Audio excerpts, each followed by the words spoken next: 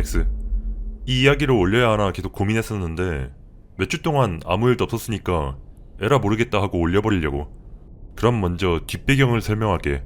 나는 바이칼 호수 근처에 바르구진스키구 국립자연저수지에서 레인저로 일하고 있어. 지난 몇 년 동안 바이칼 호수가 정말 지랄맞은 곳이라는 걸 알게 되었고, 여기에 그 경험 중 몇 가지를 써볼게. 일단 몇 가지 이상한 일들부터 시작할게. 아이스링, 바이칼 젠, 얼음에 갇힌 차량, 동물, 사람 등 일반적인 일 외에도 안개가 자욱한 날에 정체불명의 배가 나타난다든지 하는 기묘한 일들이 일어나곤 했어. 내가 일할 때 직접 흰원 미상의 배 몇 척을 발견했던 적도 있고, 안개 속에서 굉장히 오래되어 보이는 배가 나타났다는 이야기를 들은 적도 있었지. 여기서 일어난 또 다른 소름 돋는 일 중 하나는 죽은 동물들이 떠내려오는 일이야. 그 일 자체가 뭐 막 사건이거나 하는 건 아니지만 그중 일부 동물은 완전히 속이 텅 비어 있었거든. 물고기부터 시작해 새, 심지어 물개까지 종류도 다양했어. 떠내려온 동물이라 하니까 생각났는데, 때때로 사람들은 죽은 골로면카를 우연히 발견하기도 했어. 첨부한 사진이 골로면카인데 저렇게 생겼으니 사람들이 그걸 보고 겁에 질려하는 건 당연한 걸지도. 자, 그럼 이제 그린 텍스트 하기 적합한 흥미로운 이야기로 넘어갈게. 9살, 10살 정도의 나, 친구 몇 명이랑 놀러 나간다. 때는 겨울. 겨울에는 바이칼호가 완전히 얼어붙는다. 그래서 나랑 내 친구들은 얼음 위를 걷고 있었다. 우리가 놀고 있던 중에 친구 중 한 명이 나머지를 불러 모은다. 그 친구는 쪼그려 앉은 채 얼음 안쪽을 응시하고 있었다. 손가락으로 가리키며 우리에게 저것 좀 보라고 말한다. 두 개의 자국이 얼음을 밀고 있다. 얼핏 빨판처럼 생겼지만 자세히 보니 손가락들이 빨판의 모양을 하고 있었다. 그것이 움직이기 시작하자 우리는 따라간다. 우리는 계속 따라가다가 얼음이 갈라지는 소리가 들리자 멈춘다. 바이칼 호수의 대부분은 걸어다니기에 상당히 안전했지만 후회하기보다는 안전을 선택하는 게 나았기에 우리는 멈췄다. 그 자국은 계속 나아갔고, 그러다 얼음이 갈라지더니 틈이 열린다. 그 틈으로 두 개의 거대한 다리가 얼음 밖으로 나온다. 얼음에 달라붙은 다리를 이용해 괴생명체가 물 위로 모습을 드러낸다. 그놈은 마치 랍스터와 모기의 혼종처럼 생겼다. 두 다리로 걸었으며 키가 3-4m는 되어 보였다. 우리는 그 광경을 보자마자 미친듯이 뛰기 시작한다. 등신같이 얼음에서 미끄러진다. 친구들이 나를 버리고 간다. 고맙다 친구들아. 아, 이렇게 죽는구나 하고 생각한다. 놈은 그냥 나를 지나치더니 계속 걸어간다. 나는 눈물 콧물 다 흘리며 집으로 돌아갔다. 설명해보려 했지만 도저히 불가능했다. 부모님은 나를 때리면서 감독할 어른도 없이 언 호수에 가면 어떡하냐고 혼을 낸다. 사람들은 일반적으로 바이칼 호수 북쪽에서 이와 비슷한 것을 목격했었다고 한다. 어두운 색깔, 두 개의 다리, 빨대처럼 생긴 입을 가진 갑각류를. 내가 일할 때도 비슷한 신고가 7개 정도 들어왔던 것으로 기억한다. 당직 설 때 몇 번 목격했던 것도 같지만 항상 너무 멀어서 실제로 알아볼 수는 없었다. 2부. 이건 이 일을 시작하고 처음으로 겪었던 소름 끼치는 이야기야. 배가 실종되었다. 일주일 정도 후에 다시 나타난다. 우리는 조사를 하러 간다. 그 배는 완전히 비어 있었다. 그래서 수색대가 생존자를 찾으러 나왔고 우리는 그 배를 정박시켜 놓았다. 딱히 할 일도 없어서 농땡이 부리고 있던 찰나 배를 감시하던 인원이 무전을 통해 알려온다. 배에 침입자가 있는데요? 우리가 확인하러 간다. 배 위에 웬 모자를 쓴 남자가 우두커니 서 있다. 그런데 그 사람은 정말 이상했다. 막 고체가 되다 만 것 마냥 흐물텅거린다. 동료가 그 사람에게 접근을 시도한다. 그러자 그놈은 여러 조각으로 갈라지더니 조각들이 전부 물속으로 뛰어든다. 모두 얼이 빠진 채 그 광경을 바라본다. 3부. 지난 20년 동안 2번의 이상한 사건이 발생했었는데 2001년과 2013년에 각기 한 번씩 굉장히 이상한 자국이 나 있는 시체가 떠내려온 곳이다. 피해자의 혈관은 매우 검었다. 눈동자는 회색으로 변색되어 있었고 근육은 매우 뻣뻣하게 경직되어 있었다. 첫 번째 사건에서 법의학자들은 사인이 그저 익사 혹은 저체온증이라고 했다. 두 번째 사건에서는 법의학자들한테 연락하는 것조차 쉽지 않았는데 결국 그들은 전과 같은 결과를 말해줄 뿐이었다. 익사, 그리고 저체온증. 그런데 여기서 짚고 넘어가야 할 점은 이 사람들은 자신의 분야에서 엄청난 경험을 가진 사람들이라는 것이다.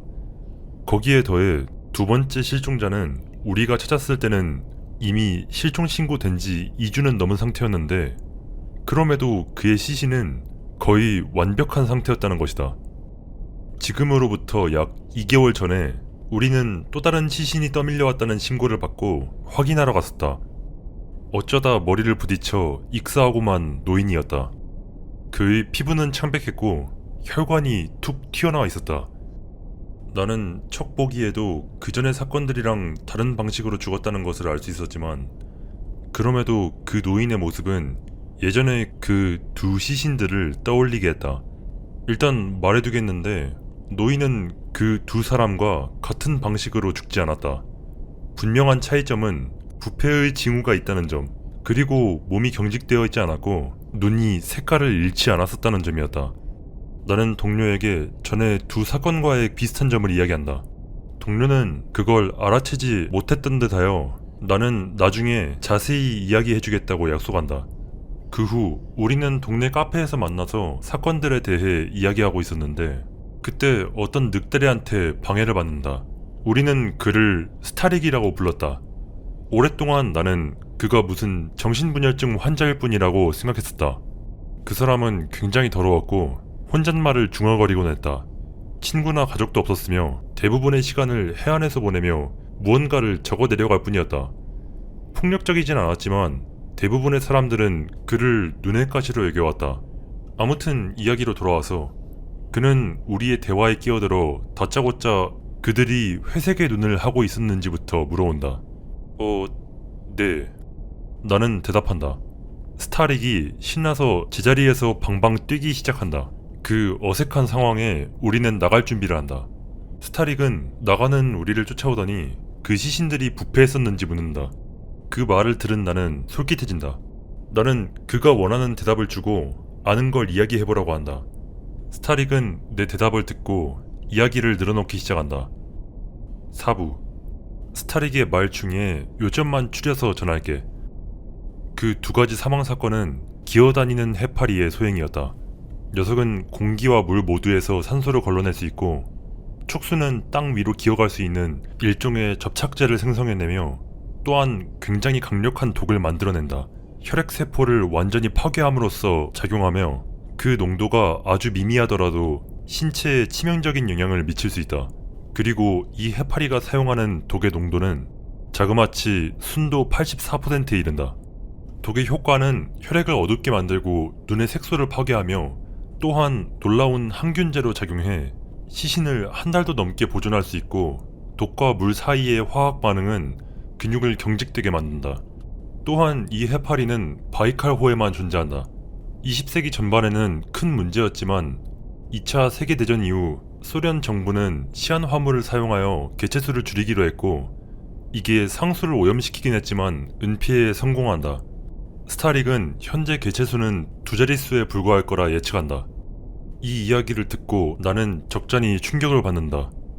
스타릭이 나불대고 있던 중에 어떤 남자가 그에게 입 다물고 꺼지라고 말한다. 그로 인해 스타릭은 떠났지만 나는 그가 뭔가 더 아는 게 있는지 굉장히 궁금해졌다. 5부. 일주일 후 나는 그 일련의 사건들을 거의 잊고 있었다. 그러다가 순찰 중 스타릭이 메모를 하는 것을 발견한다. 그에게 다가가서 뭐 하냐고 물어보자 스타릭은 튀어오르듯 화들짝 놀란다. 무슨 일이라도 있냐고 물어본다. 그는 떨리는 목소리로 아니야 라고 말한다. 그러고 나서 나는 얼마 전 스타릭을 내쫓았던 그 사람에 대해 물었다. 그는 별일 아니라고 말한다.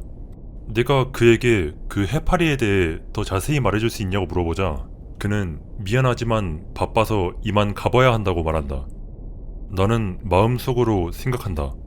노숙자가 바쁘다는 게 무슨 개소리야. 나는 그를 따라다니며 그가 입을 열게 하려고 노력한다. 스타릭은 그저 침묵으로 일관할 뿐이다. 30분 동안 계속 그를 따라다닌다. 나에겐 일이 있었기 때문에 그쯤에서 멈추고 퇴근 후에 스타릭에 대해 물어보고 다니기로 결정한다.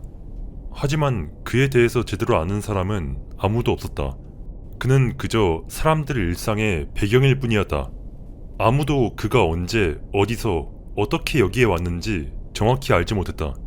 스타릭은 그저 항상 여기에 있었을 뿐. 카페에서 그를 쫓아낸 사람에게 스타릭에 대해 물어보기로 결정한다. 그 사람하고는 엮이지 않는 게 좋아, 아논. 아마 정신 나갔을걸?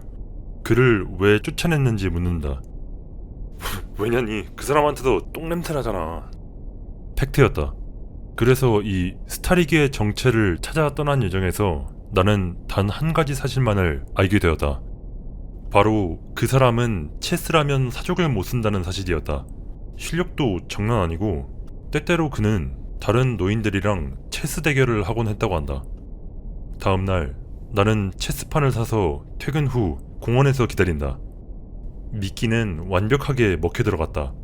스타릭이 맥주캔을 한 손에 든 채 덤불에서 나와 한 판 하겠냐고 묻는다. 입을 열게 하려고 해봤지만 그 인간은 오로지 체스에만 몰두한다. 난 뒤지게 못했기 때문에 약 3턴 만에 털리고 만다. 며칠 후 그는 리매치를 위해 돌아온다. 그에게 좀 더 강한 무언가를 먹여야겠다는 생각이 떠올랐다. 러시안 스탠다드. 실패하는 법이 없지. 6부. 그는 바이칼의 오염이 얼마나 심각한지 등에 대해 이야기한다. 아, 난 생물학자였거든.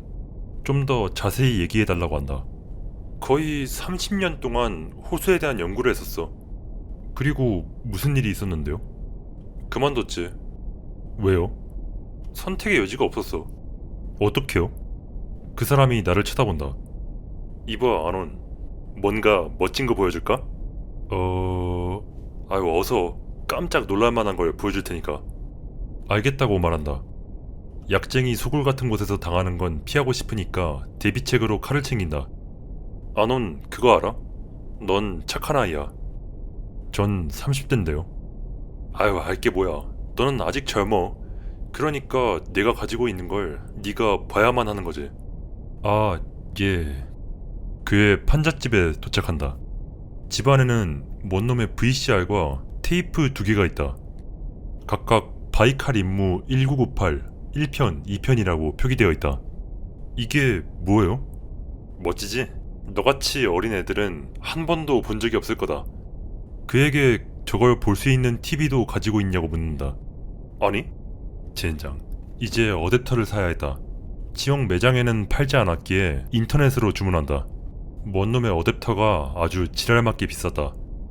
4일이 지나 마침내 어댑터가 도착한다. 내가 스타릭의 오두막에 도착했을 때 그는 상당히 언짢아 보였다. 내가 자기를 이용했다면서. 우리는 격렬한 말다툼을 벌였고 결국 그가 고집을 꺾는다. 아이 젠장 끈질긴 놈 같으니라고. 알았어, 그렇게 보고 싶으면 어서 출발하자고. 샤워 없이는 내 아파트 근처도 못 오게 할 거라고 그에게 말한다. 결국 그는 내 샤워실을 쓰도록 나를 설득했고 그는 농담이 아니고 내 샤워실을 아주 빌어먹을 가스실로 만들어 놓았다. 그리고 우린 마침내 VCR을 연결한다. 그가 VCR을 얼마나 관리를 잘해놨는지 병적인 수준이었다. 첫 번째 테이프를 삽입한다. 2시간짜리였다. 약 3분의 1부분까지는 아무 일도 일어나지 않는 잠수함 내부의 영상이었다. 7부. 영상을 보는 동안 난 스타릭한테 그가 어떻게 그리고 왜 이런 테이프들을 가지고 있는지 물어본다. 그가 말한 내용은 다음과 같다. 알고 보니 스타릭은 소련 시절에 중요한 연구원이었던 것이다. 이 임무가 시작된 이유는 소련이 지형 스캔을 하는 동안 호수가 예측보다 훨씬 더 깊다는 것을 발견했기 때문이었다. 스캔 결과는 1600m 아래의 바닥을 지나서도 호수가 계속됨을 나타냈고 이는 기존보다 더 강력한 소나가 거짓 바닥을 관통했기 때문이었다. 거짓 바닥이 뭐예요? 그는 그것을 점성이 있는 수중 농축 염수층이라고 설명한다. 이 거짓 바닥을 지나 호수는 1200m 더 계속되었다. 그 구멍은 호수 중심부에 위치해 있었다. 그런데 여기서 문제는 바이칼 호수는 담수호이기 때문에 그런 일은 있을 수 없는 일이라는 것이었다. 그래서 그들의 임무는 샘플과 지질학적 데이터를 회수하고 할 수 있으면 그 이상현상을 밝혀내는 것이었다. 마침내 비디오에서 무언가가 시작되고 세 남자가 잠수함에 들어온다. 그중 한 명은 우리의 친구 스타릭이었다. 잠수함이 하강하고 비디오는 호수에서 늘 볼 수 있는 자질구레한 것들을 보여준다. 물고기, 물개 등등. 이상한 것들은 첫 번째 테이프의 끝부분에 다다랐을 때부터 시작된다.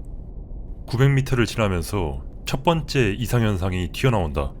스타릭은 테이프에 나온 모든 생물들을 자세히 설명해 주었다. 8부. 첫 번째로 카메라에 잡힌 것은 엄청나게 큰 해파리였다. 그러니까 내 말은 정말 거대했다. 이 빌어먹을 놈의 몸통은 버스만큼 컸고 촉수는 대왕고래보다 길었음이 확실했다.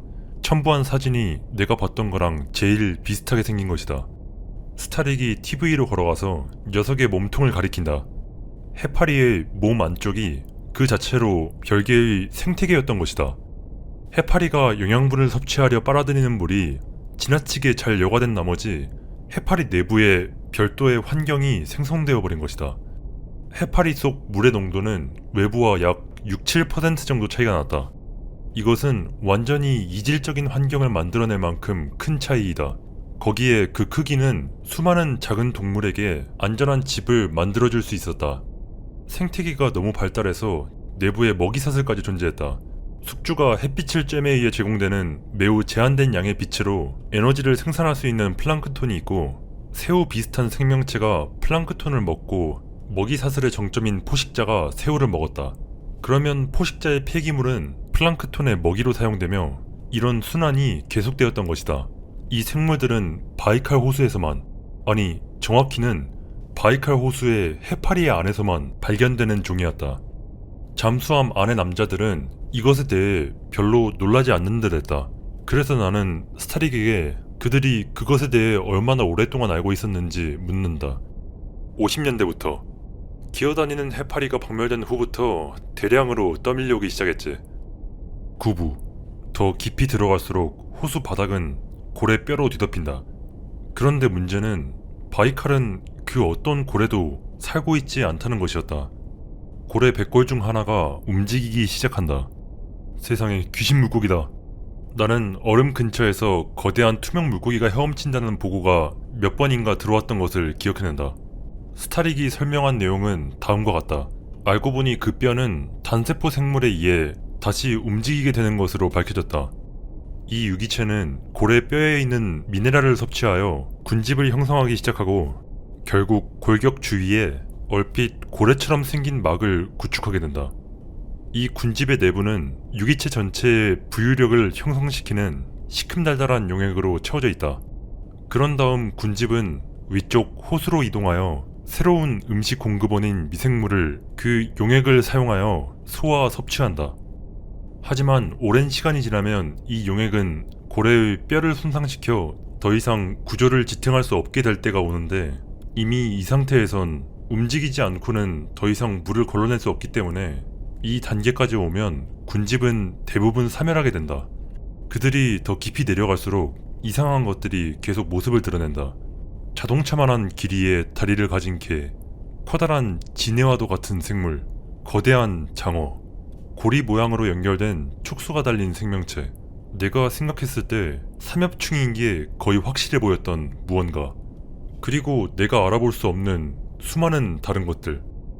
1600m 이하로 내려가자 생명체는 더욱 희소해진다. 마침내 그들은 거짓 바닥에 도달한다. 그건 거대한 규모의 소금물 웅덩이였다. 그 주변에는 생명체라곤 아무것도 없었다. 죽은 물고기 한두 마리가 주기적으로 소금물 위로 떠오를 뿐이었다.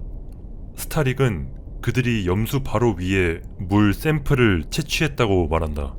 극한 환경 미생물 몇 종만이 살고 있었지만 그마저도 살아남기 위해 고군분투하고 있었다고 한다. 10부.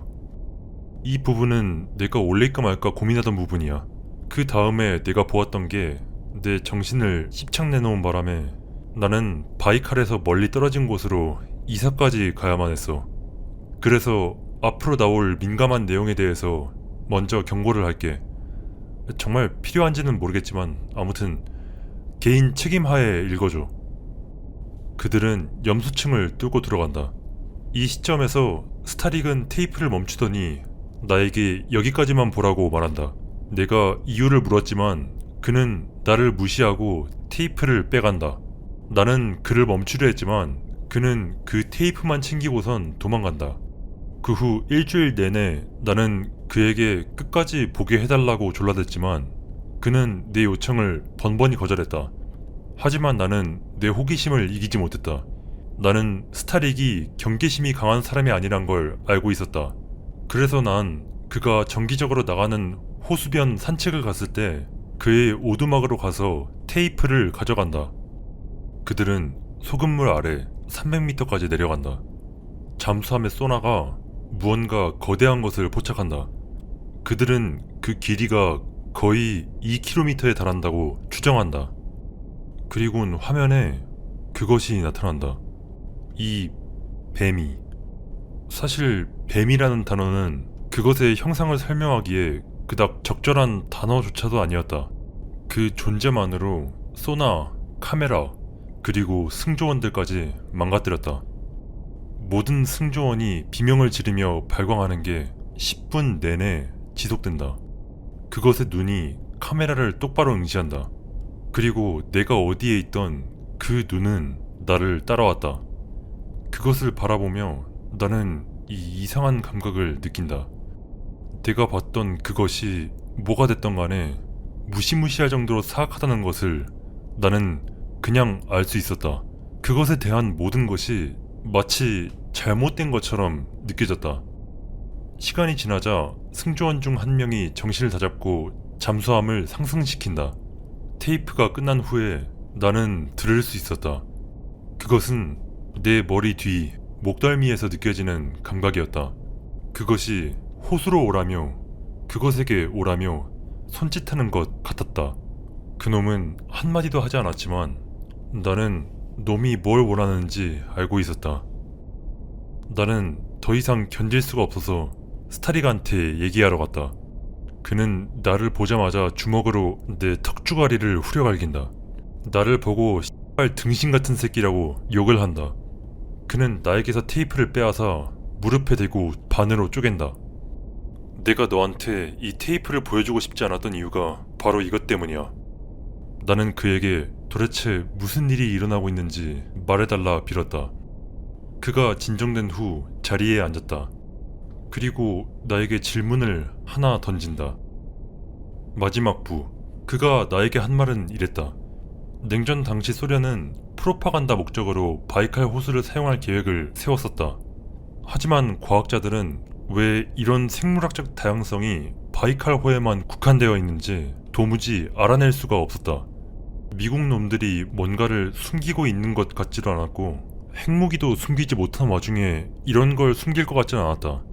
과학자들은 모든 바다, 대양, 호수, 강, 연못을 교차 참조했고 바이칼 호수 생명체의 60% 이상이 다른 곳에서는 발견되지 않는다는 것을 알아냈다. 왜 그럴까? 스타릭은 그것이 생명체를 호수로 유인한다고 믿었다. 어떤 이유에선지 놈은 생명체를 자신에게 끌어들인다는 것이다.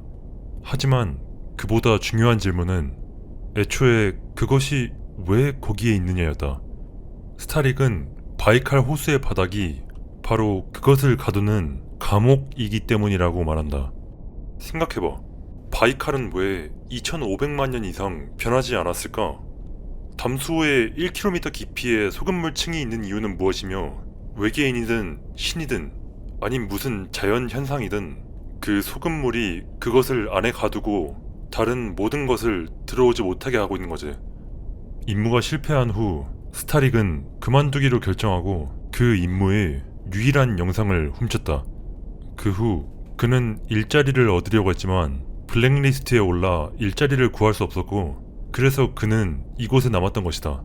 스타릭이 왜 그 테이프를 보관하기로 했는지는 모르겠지만 다행인 건 적어도 이제 그 테이프는 부서졌으니. 결국 나는 견디지 못하게 되었어.